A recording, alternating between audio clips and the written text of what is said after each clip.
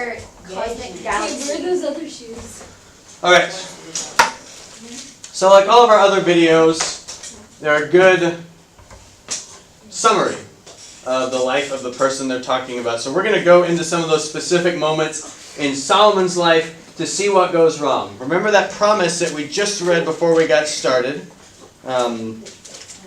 Be courageous, keep charge of the Lord your God, walking in his ways, keeping his statutes, his commandments, ordinances, testimonies, all that is written in the law of Moses, so that you may prosper and do whatever in your turn. So that's words of David to Solomon. As we saw from the video, Solomon starts off doing really great things. He asks for wisdom, and then everything starts to fall apart. So we're going to read some snippets of that moment. If you'll turn to 1 Kings chapter 3, it's just a page turn from where we just were. Wait, if he had great wisdom, why didn't he listen to it? That's a good question. Because he should have learned, because it's wisdom. Alright, so we'll start with Solomon's initial moments of ministry. So we're going to pick up in 1 Kings 3, verse 3. Where did we leave off reading?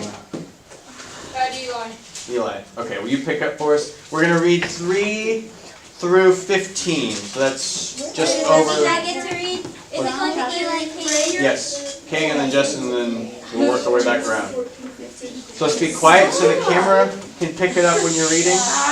And be sure to read loud. So, verse 3, start us off. Solomon loved the Lord, walking in the statutes of his father David. Only he sacrificed and offered incense of the high places.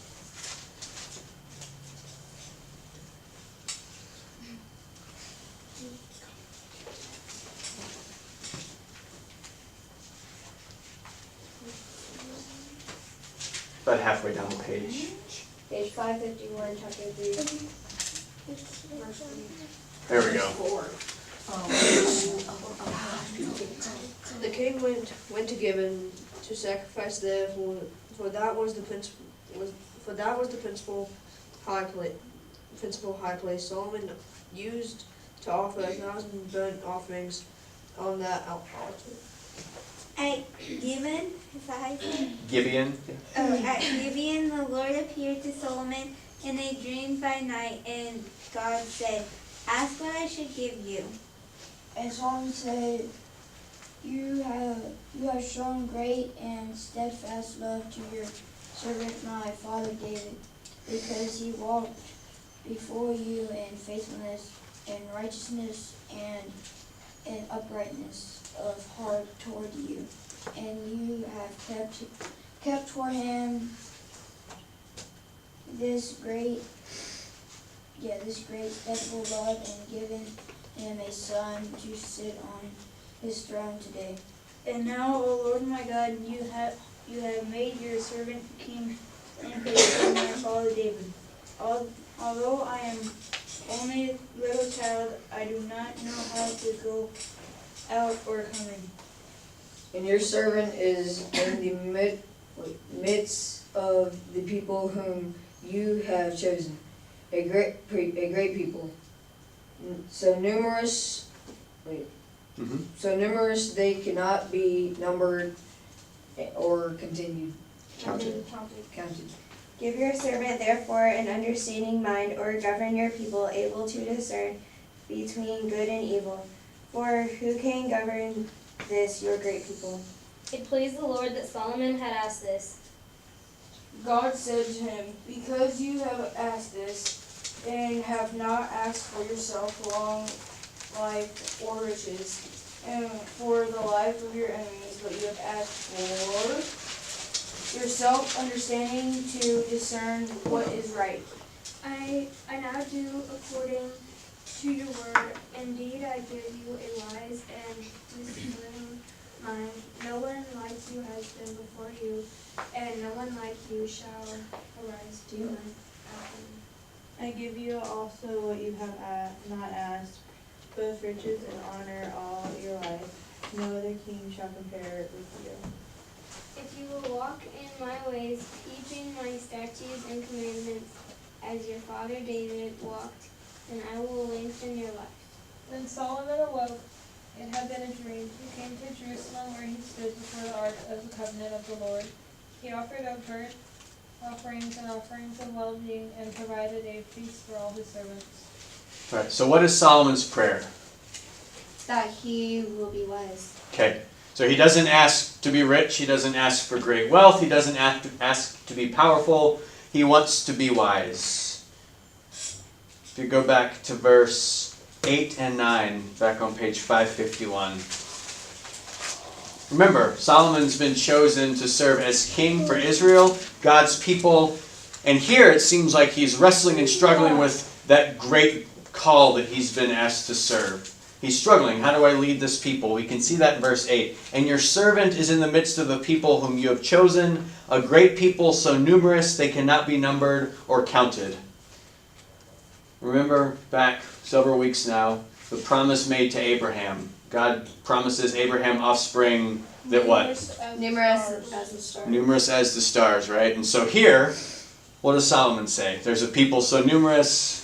That they They cannot cannot be be counted or Number. Counted. Yeah. Numbered. So, promise made to Abraham way back in Genesis is coming true. And Solomon understands this is a great calling to be king for all of these people. So verse 9, give your servant therefore an understanding mind to govern your people, able to discern between good and evil. For who can govern this your great people? Understanding mind. What does it mean, that word discern? What does discern mean? Like disobey. No. You ever heard the word discern before? Or discernment.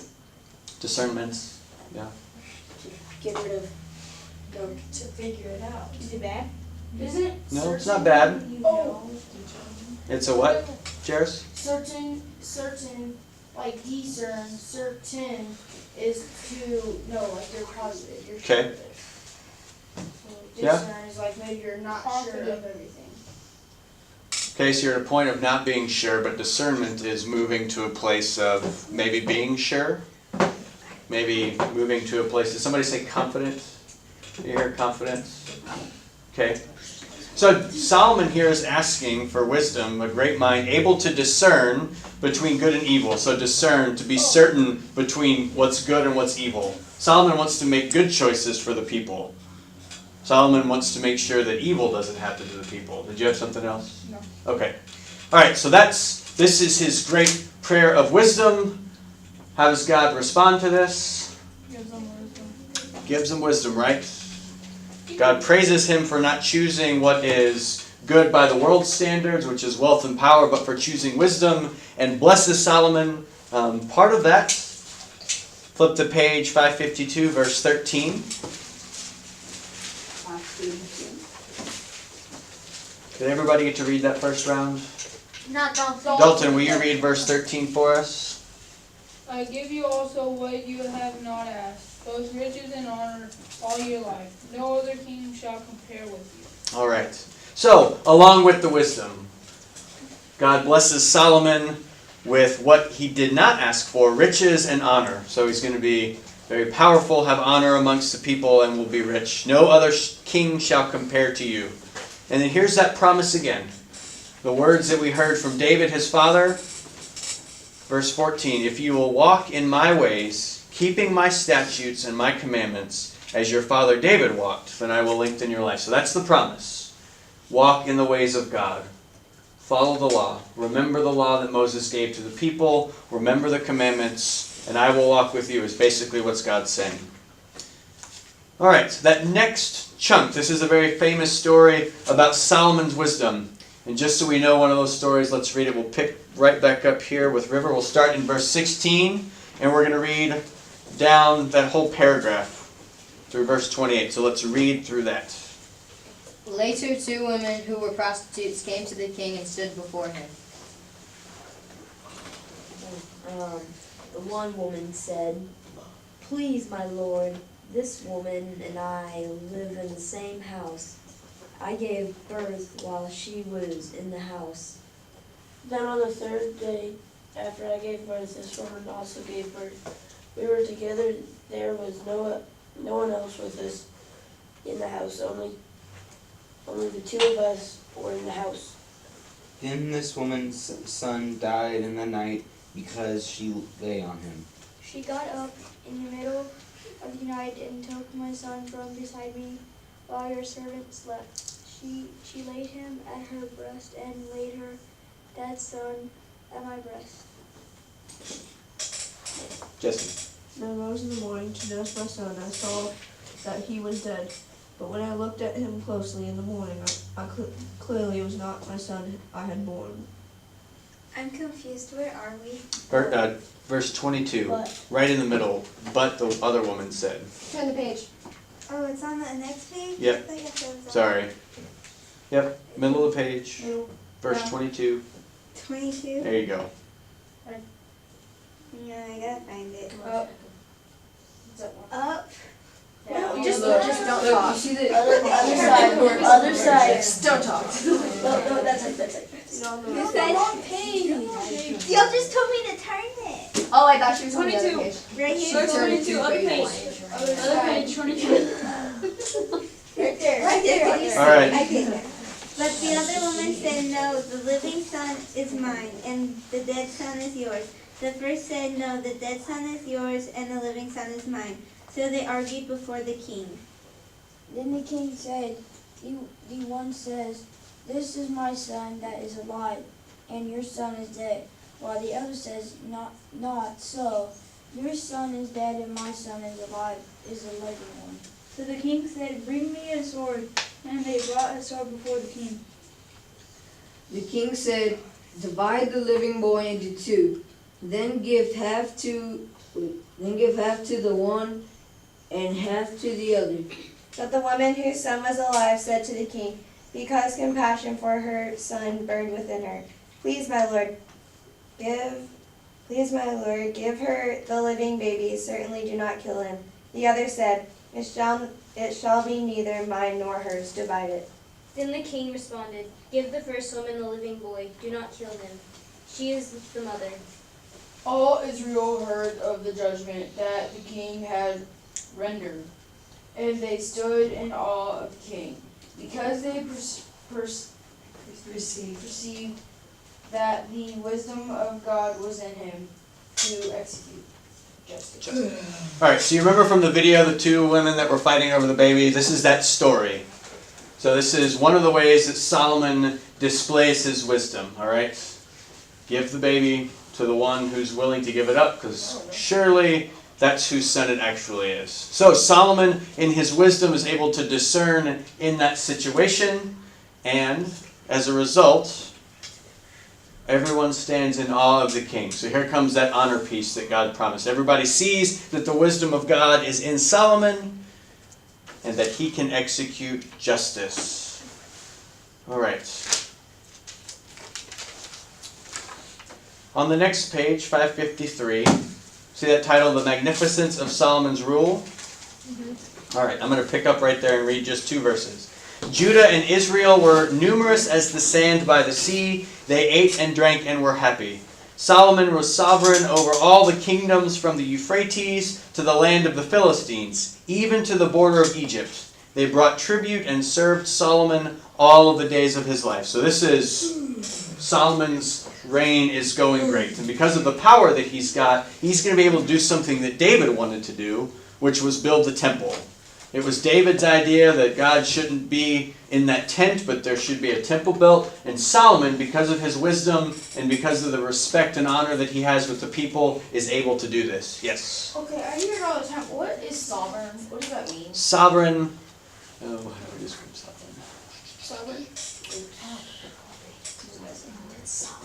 Powerful, to have power, kind of to be the ruler, to be the leader. So Solomon's the ruler, has power amongst all the people. It's got that meaning. Can I go question? Yes. All right, so I need you to kind of flip pages with me because we're just going to look at titles. Again, the titles in our Bible, those captions in blue, help us to see the stories if we're needing to go quick. All right, so let's turn to page 554. We're going to get snapshots here.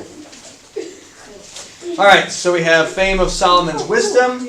Chapter 5, here's when Solomon is going to start preparing to build the temple. If you look at chapter 6, it says Solomon builds the temple.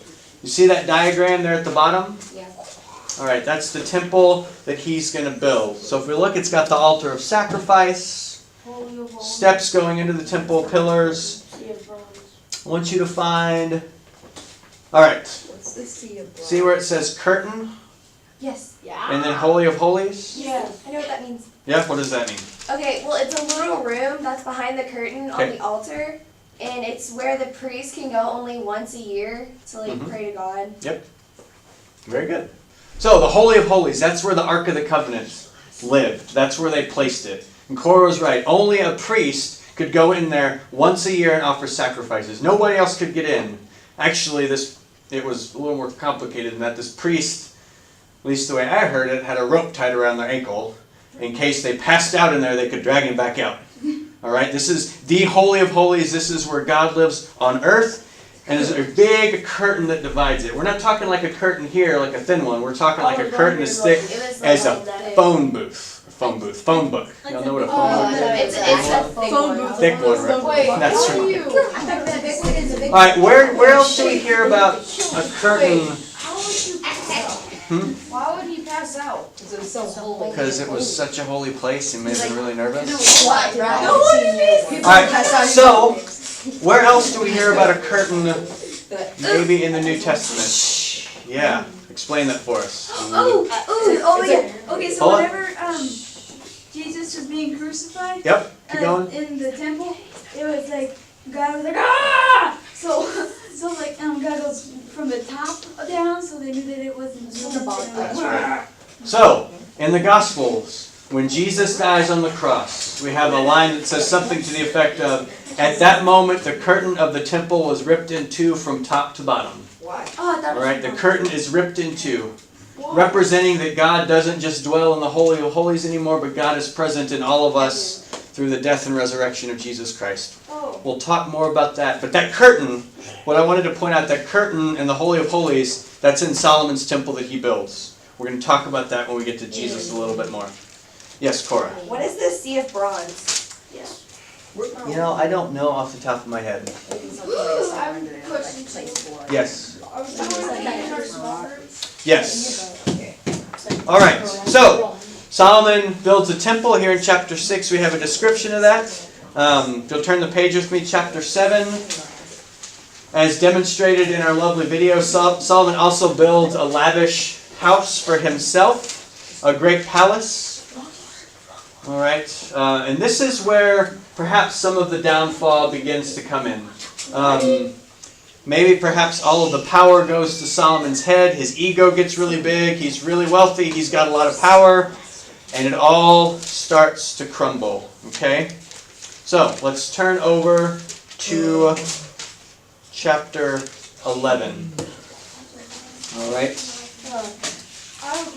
Why did in some of the temples that they made, why did they make the roofs so high?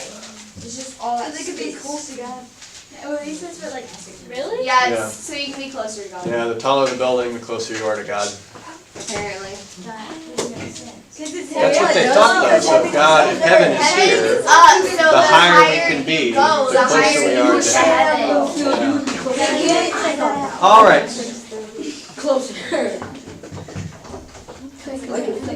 Okay. All right. So 1 Kings chapter 11. We're going to read all the way through verse. Let me see if I can find it. All the way through verse 13. Where did we leave off? We left off right here. Right there, and then we there. Because Lauren was the last one. Dude. Chapter 11. All right. Everybody there? Found it.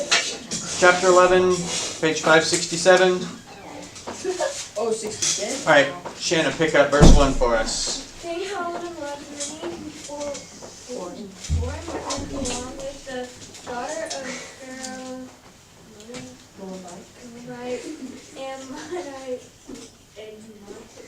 Edomite. and the Sidionite.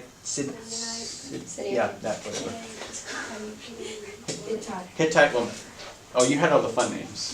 Did you really get to read from the nations? considering which the Lord had said to the Israelites, "You shall not enter into marriage with them,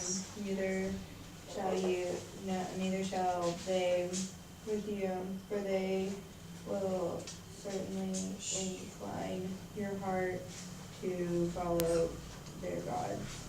Solomon clung to these in love. All right, let's pause. So, great and powerful Solomon, what is he supposed to do that David told him to do? Worship God. Worship God. Follow the ways of the Lord. Here's where it starts to unravel. So, one of the things that they're not supposed to marry with other groups of people, and what does Solomon do here? He pretty much marries a lady from all of these other groups. So, he's starting to break down, he's pretty much committing adultery at this point. Alright, verse 3, if you'll pick back up for us. Among his wives were 700 princesses and 300 Concubines. and his wives turned away from his heart. For when Solomon was old, his wives turned away his heart after other gods, and his heart was not true to the Lord his God, as was the heart of his father David. For Solomon followed the Ashtoreth of the goddess of the Sidonians and Milcom, the abomination of the Ammonites. Back up here, yep. So Solomon did what was evil in the sight of the Lord, and did not completely follow the Lord, as his father David had done. Then Solomon built a high place for Shamash, the Abomination. abomination of Moab, for the Molet and abomination of the Ammonites on the mountain of East Jerusalem. He did the same for all his foreign wives who offered incense and sacrifice to their gods. Alright, let's pause there for a second. Well, Eli, you'll pick up in verse 9. So, Solomon has turned away from the Lord and has started worshiping all of these other gods and goddesses, which is problematic because it breaks which commandment? The first one. I am the Lord your God. You shall have no other gods before me. That's right. You shall have no other gods before me. So this is problematic. Alright, pick up Eli, verse 9. Then the Lord was angry with Solomon, because his heart had turned away from the Lord, the God of Israel, who had appeared to him twice, And had commanded him concerning this matter that he should not follow other gods, but he did not observe what the Lord commanded. Therefore the Lord said to Solomon, Since this has been your mind, and you have not kept my covenant and my statutes, and that I have commanded you, I will surely tear the kingdom from you and give it to your servant. Yet for the sake of your father David, I will not do it in your lifetime. I will tear it out of the hand of your son.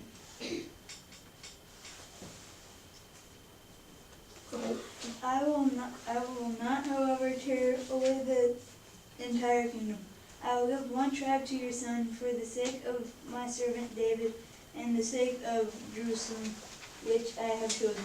Alright. So what's the result of Solomon's sin? He gets us with it. He tears away the kingdom. So God tears away the kingdom, but not from Solomon, from who? His son. His son. Alright. So, Solomon does not listen to what David had said. Solomon does not remain wise in the ways of the Lord, and things begin to fall apart. If you'll hold your hand there and flip back, here's where the division of the kingdoms come from. We're going to go back to the maps, page 2105 in the back.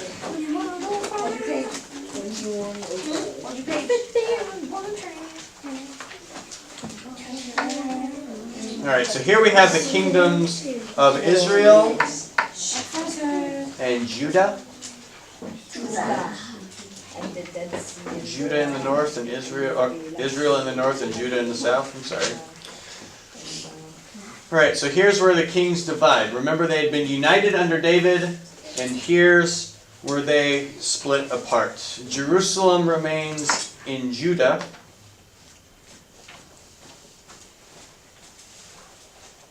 Right, so it just gives you a layout of where we are historically.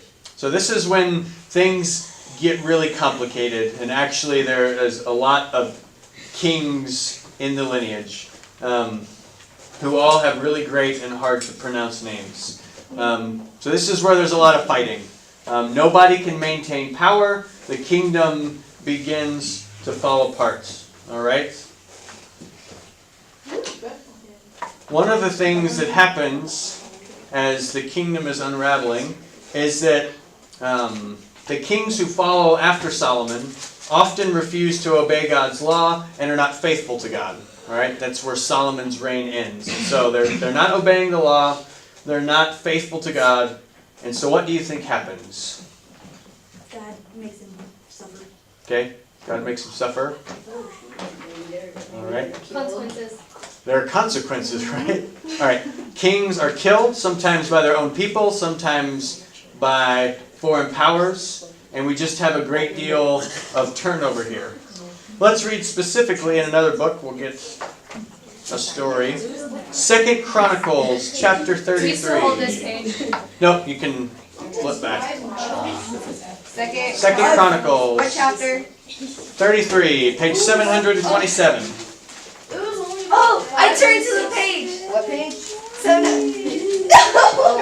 Page is it? 227. 727. 7. I was there before. I'm there. I've been there.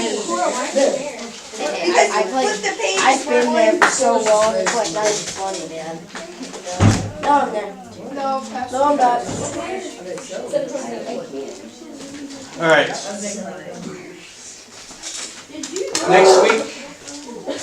Next week I will bring a chart. I couldn't find it today of all of the kings and kind of how it all breaks down. We've got kings in the north and kings in the south. But here's an example of what happens. This is why things don't go so great for the people of Judah or Israel. Where did we leave off? Excuse me.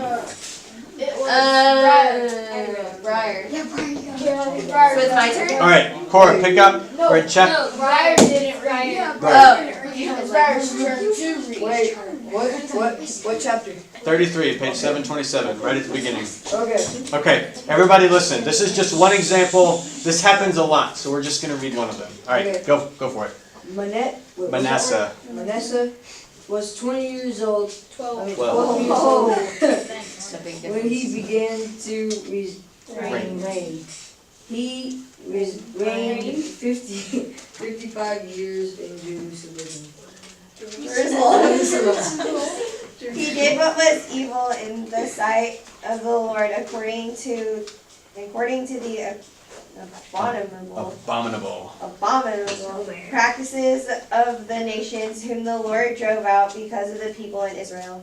For he rebuilt the high places that his father Hezekiah had pulled down, and erected altars to the Baals, made sacred poles, worshipped all the hosts of heaven, and served them. He built altars in the house of the Lord, of which the Lord had said, in Jerusalem shall my name be forever. He built altars for all the hosts of heaven in the two courts of the house of the Lord. He made his son pass through fire in the valley of the son of Hinnom. Mm-hmm. Okay, practiced soothsaying and argument with, and sorcery, and dealt with medium and with Wizards.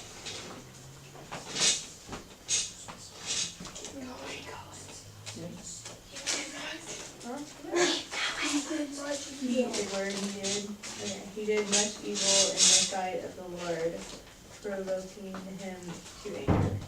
The carved image of the idol that he had made, he set in the house of God, of which God said to David and to his son Solomon, in this house and in Jerusalem, which I have chosen out of all the tribes of Israel, I will put my name forever. I will never again remove the feet of Israel from the land that I appointed for your ancestors, if only they will be careful to do all that I have commanded them, all the law, the statutes, and the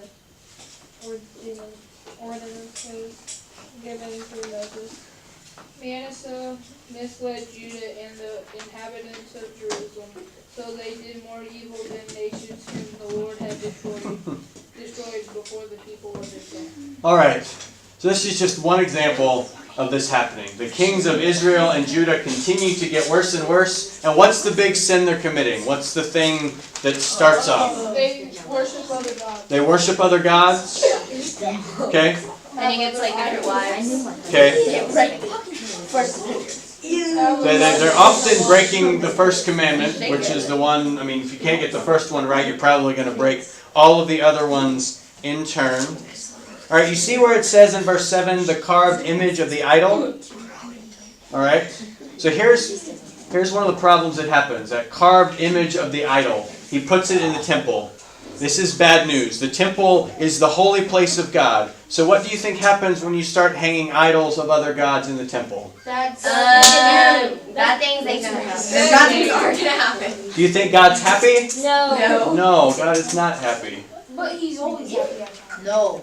So here we have, and here's the struggle for us folk who live out of the New Testament. In the New Testament we have a gracious and merciful and a forgiving God. All right, this is the big struggle for our brother Martin Luther, who was the leader of the Reformation.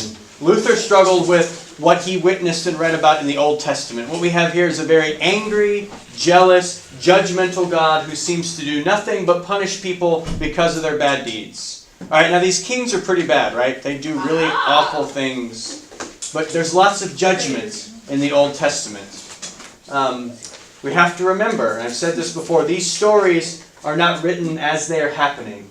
They're written after the events are over. So when you write a story after the event is over, you have the benefit of hearing the whole story, right? And so maybe you cannot change things, but you can put your own opinions of what happened in there.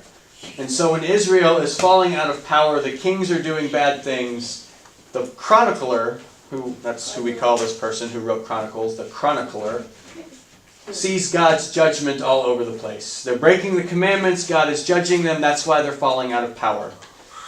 It's really hard for us sometimes to read all of this judgment in the Old Testament because we see a lot of love and grace in God in the New Testament through Jesus Christ. We see God's mercy and God's forgiveness. And so it's important for us when we go back to the Old Testament to remember that those people are reflecting on a different time. All right? They have a different worldview. The authors have an agenda that they're trying to communicate. So, it spirals out of control until finally God has had enough. So now we're going to flip just a couple of pages.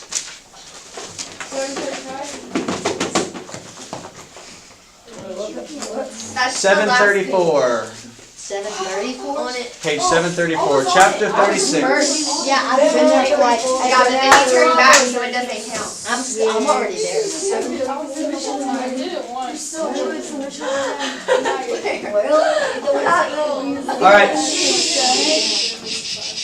Alright. So after all of these kings do bad things, God finally has enough. Alright, so we're going to pick up in verse 17 with River. And this is where we're going to close before small groups for the evening.